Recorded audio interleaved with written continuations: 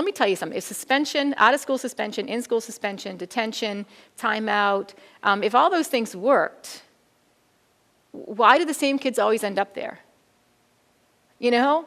You go to in-school suspension in November, and the kids say to me, oh, I got an assigned seat here. Oh, that's not funny. All right? Because the same kids are always there.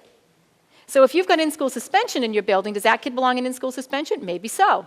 But in-school suspension should be a program. It should be a program. It's not a place where people sit and do time. It's not a place where people sit and do, you know, all kinds of busy work and where somebody else gets to sit and read the paper.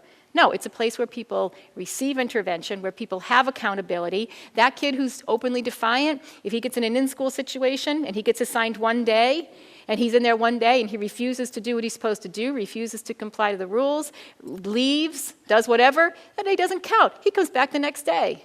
I've had kids serve 6 days to do one day in school. And on the 6th day, they're like, okay, fine, I get it. What do you want? All right? Like, I don't want to sit here anymore. All you got to do is you got to do 4 things while you're here. You don't do those 4 things, you don't get out.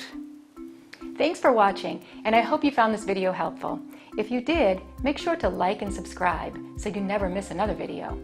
I speak and consult on school behavior, and I love to help districts solve some of these problems. See you next time.